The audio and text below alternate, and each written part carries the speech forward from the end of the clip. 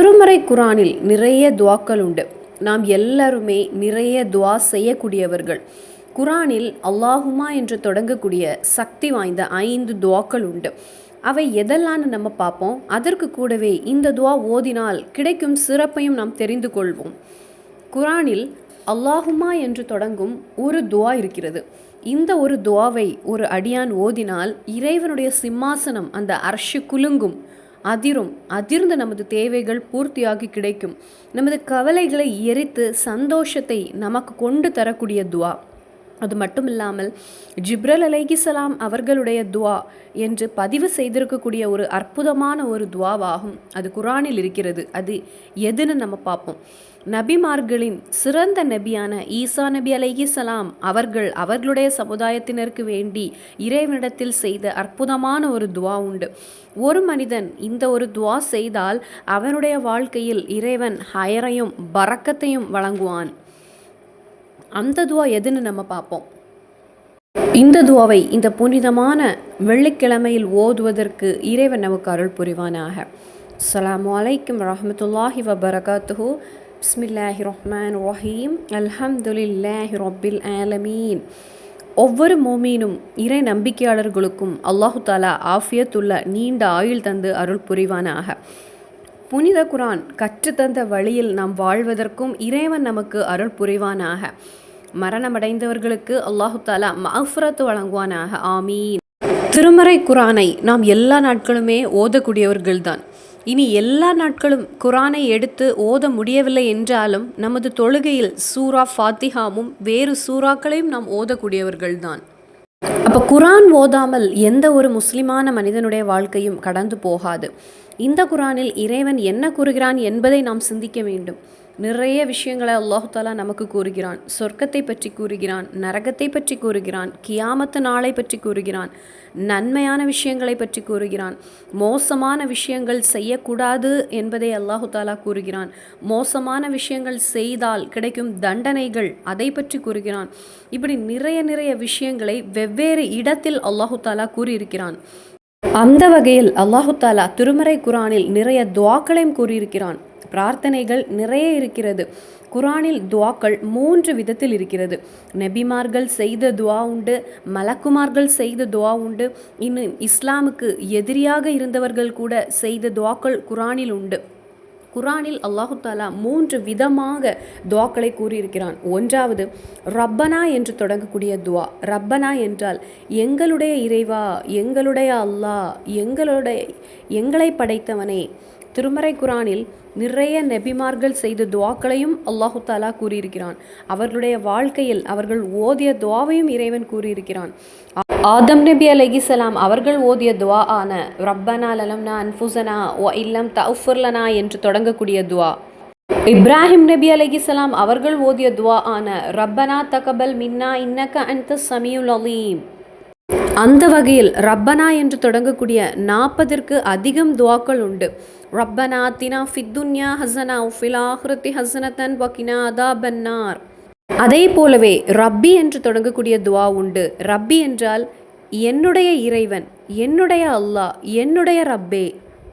மூன்றாவது அல்லாஹுமா என்று தொடங்கக்கூடிய துவா திருமறை குரானில் இருக்கிறது. இந்த அல்லாஹுமா, அல்லாஹுவே, அல்லாஹுமா என்கிற துவா திருமறை குரானில் 5 துவாக்களை நமக்கு பார்க்க முடிகிறது. அல்லாஹுமா என்று தொடங்கக்கூடிய 5 துவாக்கள் இருக்கிறது. இன்னைக்கு அதை பற்றியுள்ள ஒரு வீடியோ தான் நான் சொல்கிறேன். பலரும் ஏதாவது ஒரு துவாக்களை ஓதிவிட்டு அந்த இடத்தை விட்டு செல்வதற்கு தான் முயற்சி பார்ப்பாங்க. திருமறை குரானில் இறைவன் கூறியிருக்கக்கூடிய துவா தான் துவாக்களிலேயே சிறந்தது. துவாக்களிலேயே சிறந்ததும் மகத்தானதும் எதுன்னு பார்த்தா திருமறை குரானில் அல்லாஹு தாலா கூறியிருக்கக்கூடிய ஒரு துவா தான். அப்போ திருமறை குரானில் அல்லாஹு தாலா கூறியிருக்கக்கூடிய ஒரு துவாவை தான் இன்னைக்குள்ள இந்த புனிதமான வெள்ளிக்கிழமையில் நாம் பார்க்க போகிறோம். குரானில் வந்த துவா உண்டு, ஹதீஸில் வந்த துவா உண்டு, சஹாபாக்கள் ஓதிய துவா உண்டு, அவலியாக்கள் ஓதிய துவா உண்டு. அதன் பிறகுதான் நமது துவா. அதிக சிறப்பும் மகத்துவம் நிறைந்த துவா எதுன்னு பார்த்தா அது குரானில் இறைவன் கூறியிருக்கக்கூடிய துவா தான். அதன் பிறகு ஹதீஸில் வந்த துவா. திருமறை குரானில் இறைவன் கூறியிருக்கக்கூடிய அல்லாஹுமா என்று தொடங்கக்கூடிய துவாக்களை நான் உங்களிடம் பகிர்ந்து கொள்கிறேன். எல்லா தொழுகையின் பிறகு நீங்கள் இன்றைய தினத்தில் இந்த புனிதமான வெள்ளிக்கிழமையில் 7 தடவை ஓதிக்கொள்ளுங்கள். அல்லாஹும்மா என்று தொடங்கக்கூடிய நிறைய துவாக்கள் உண்டு. ஆனால் அவை குரானில் இல்லாத துவாக்களும் இருக்கிறது. நாம் துவா செய்வதும் உண்டு. ஆனால் குரானில் இருக்கக்கூடிய அல்லாஹுமா என்று தொடங்கக்கூடிய துவா தான் மகத்தானது.